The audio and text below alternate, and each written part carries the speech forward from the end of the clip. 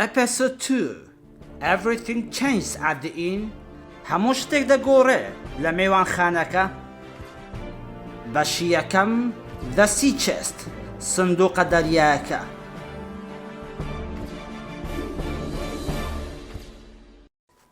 I told my mother everything. We were very frightened and didn't know what to do. If I went to see Dr. Livesey as the captain had told me to do, I would have to leave my mother alone, and her safety was my priority. On the other hand, it also seemed too dangerous for us to stay at the inn. At last, we decided what we ought to do. First, we needed to go to the nearest village to get help. Then we would come back to open the chest and take the money the captain owed us before anyone else came for it. When we got to the village, no one wanted to return with us to the Admiral Benbow, because some of the men had heard of the terrible Captain Flynn, and others had seen strange men on the road that day, as well as a ship in a nearby bay. They were all too frightened to leave their houses. I'm sorry, Mrs. Hawkins. Captain Flint's men are too dangerous. We might find someone to ride in the opposite direction of Dr. Livesey's. A man said. But no one in his right mind would dare help you defend the inn. I will not, My mother said. lose money that belongs to my fatherless boy. If none of you cowards want to help, then Jim and I will go back alone. We'll open that sea chest, even if we have to die doing it. I'll ride to the doctors for help, Said a lad. And another man gave me a pistol. in case you're attacked.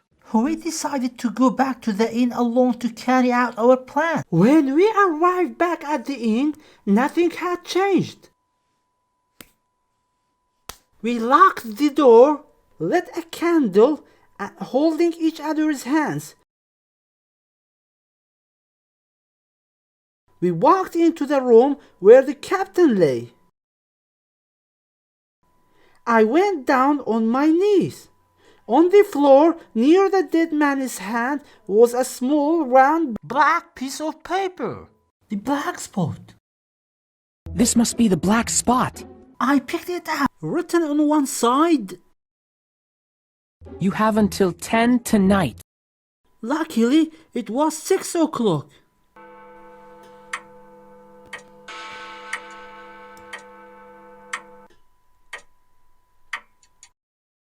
It's only 6 o'clock. They won't be here for 4 hours yet.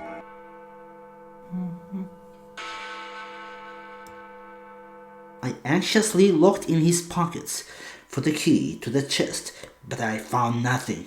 Then I saw it on a piece of string around his neck.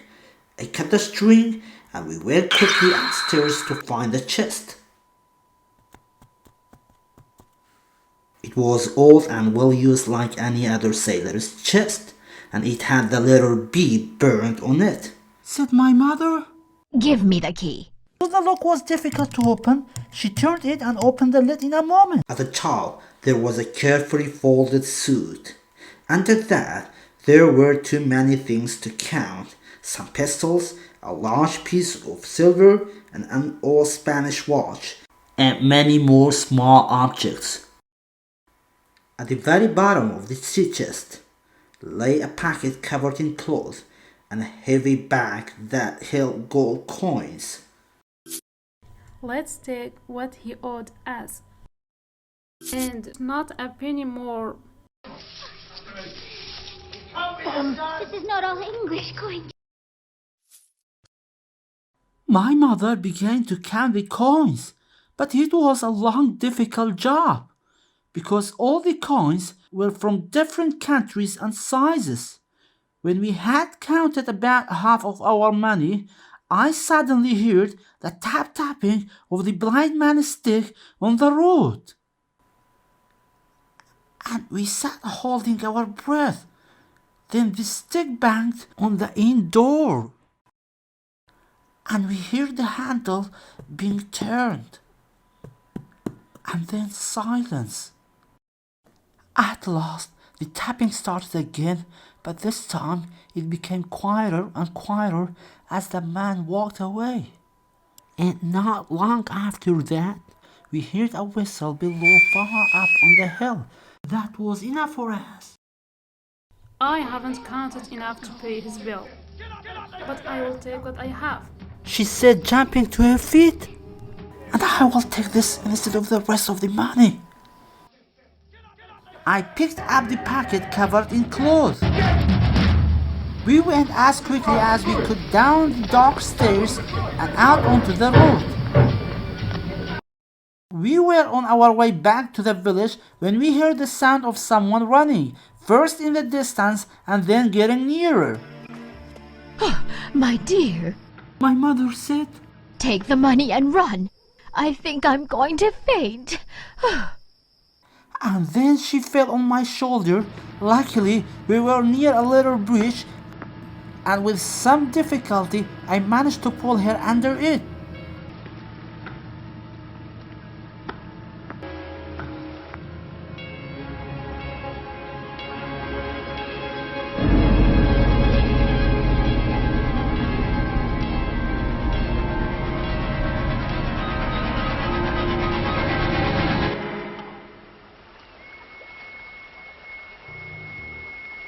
6 side, the forts are coming! Come on! Fire them up! Blow out the lamps! Captain retreating!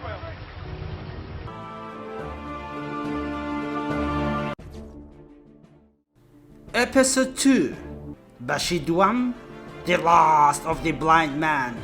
Kutai Zalama Kweraka Yankupiu.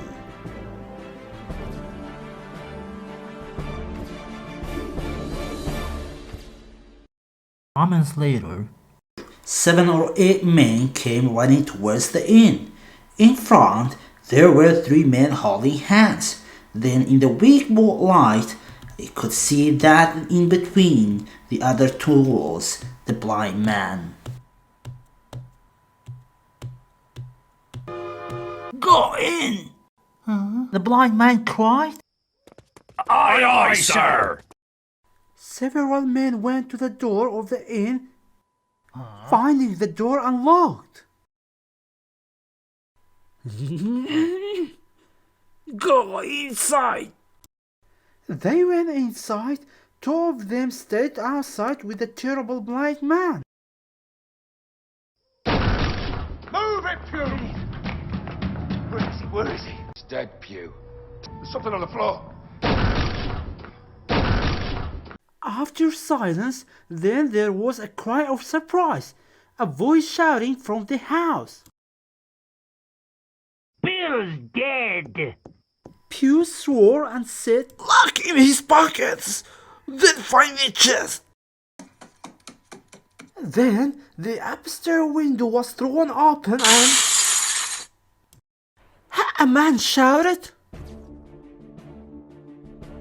You! Someone has been in the chest. It is open.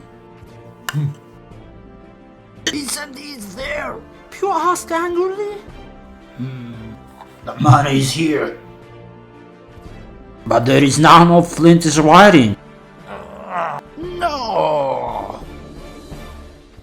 It's those inn people. It's that boy. I wish I'd put his eyes out.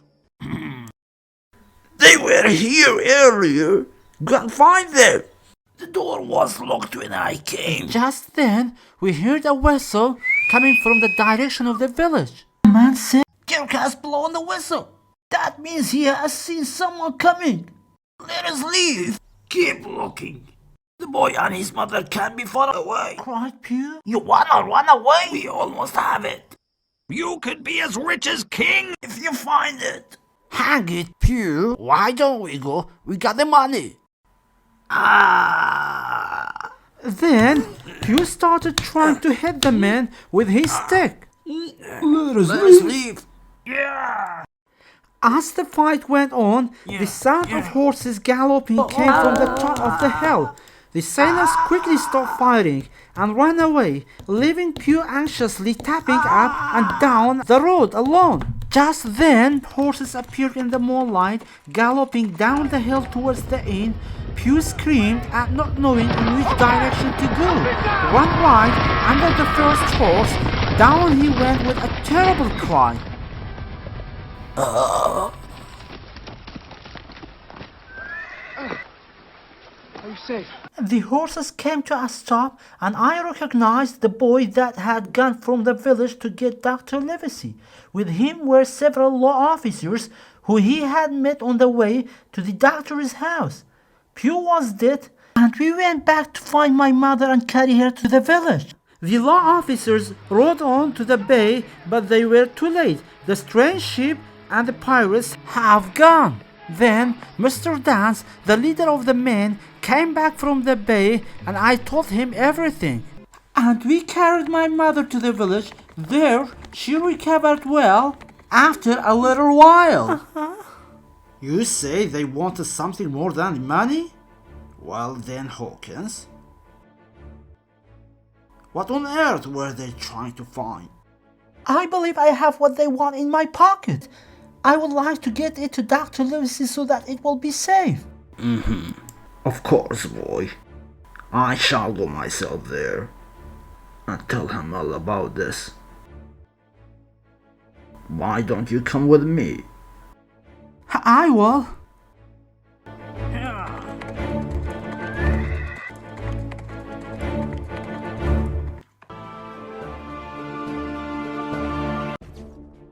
Episode 2 زنجیره دوام بخشی سێم The Captain's Papers پارتوکەکان و بەڵنەماگەکانی کاپتن.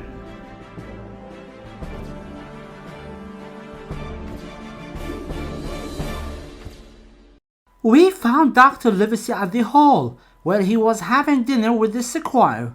A servant led us through the great house to the library, where both men smoking their pipes next to the fire. The squire was a tall, strong man with eyebrows that were very black and moved a lot when he spoke. Come in, He said in a loud voice. Good evening, Dance. The doctor said. And good evening to you, Jim. What brings you here? And then Mr. Dan stood up and told his story, and the two gentlemen listened with surprise and interest. Do you have the thing they wanted, Jim? Here it is, sir. Dr. Livesey held it for a moment and then put it carefully in his pocket. You go home, Mr. Dance, said the squire. Jim will stay here tonight and we will give him dinner. And so I ate a wonderful dinner at the hall while we talked. I have heard of this man Flint. Flint was the most dangerous pirate ever sailed. I have seen his ship with terrible eyes painted on its sails. But did he have money? Asked the doctor. Money? Cried the squire. Haven't you heard the story of his treasure? What were those scoundrels looking for if not money? Just tell me, if I have information in my pocket about where Flint buried his treasure. What does that mean we should do? If we have information you are talking about, said Trolley, it means that I will go to Bristol to buy a ship. We will find the treasure if we spend a year looking for it. Then the doctor put the papers on the table and said, if Jim agrees, I will open this packet. The doctor started to open the cloth that covered it.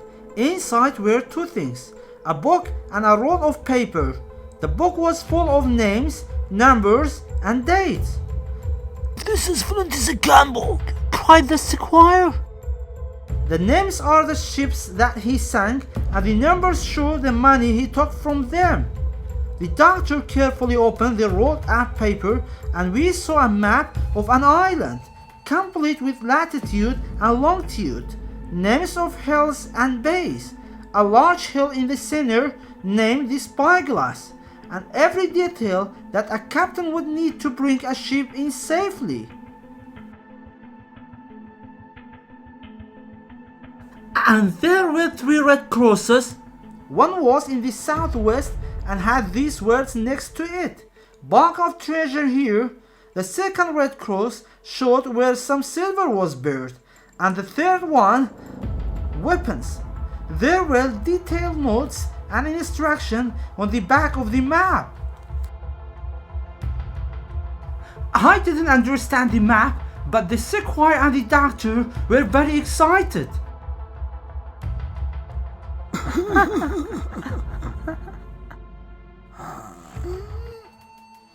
Oh, by tomorrow evening, I shall be in Bristol. In 3 weeks' time, we will be sailing the best ship, sir, with the most efficient crew in England. Hawkins, you will be a cabin boy, and you, Livesey, the ship's doctor. And, of course, I will be the admiral. We will take my men, Redruth, Joyce, and Hunter too. We will have good winds, a quick voyage, and no difficulty at all in finding the treasure, and more money than we can imagine. I will go with you. And I think Jim too. But there is only one man I'm afraid of. And who is that? Asked the squire with a troubled look on his face. You. 'Cause you cannot keep a secret. We are not the only men who know about this document. Those men who attacked the inn tonight are not far away, I'm sure. And according to Jim, they want that money.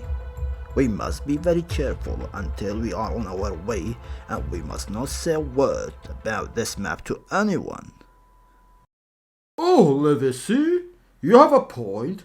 I will be as silent as the grave, replied the squire.